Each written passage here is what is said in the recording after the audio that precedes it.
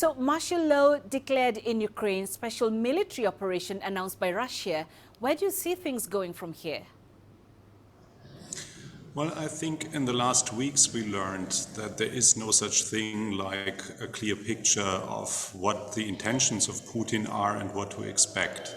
What we were hoping for is that he wants to flex muscles and go to the negotiation table to discuss security guarantees. Now what we learned on Monday is that he thinks in historical and geopolitical dimensions, and he wants to rewrite history and wants to restore the Soviet Union. So I'm afraid the Ukraine is just the beginning of a much bigger scenario that he has in mind.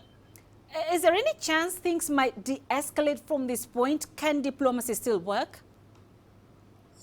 Well, diplomacy is the only way to ease conflicts, and at whatever point in time, we have to sit down and discuss what to do with it.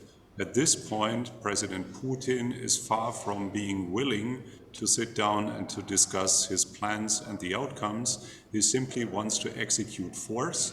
He used the language of a rapist last week when he talked about Ukraine, and now he's executing rape to stay in this metaphor.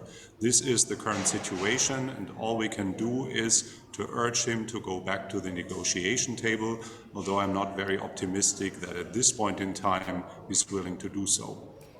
So a question we have also discussed with our reporter, world powers are now announcing sanctions against Russia. How effective do you expect such sanctions to be, and how are Russians likely to be impacted by them? Well, sanctions are always a two-sided sword. You hurt yourself by cutting ties. Germany, for example, increased its trade relations with Russia by 30% last year, which means that a lot of German companies will be harmed by sanctions that have to be imposed on an aggressor like Putin. On the other hand, if you only calculate in terms of what are your GDP gains or what are your economic benefits from what you do, then sanctions might impress you. If you think in terms of security dimensions, and if you want to rewrite history, then you couldn't care less whether a pipeline will be opened or not. This is just peanuts for someone who compares himself with the Tsar or with Stalin or other great leaders to restore the Soviet Union.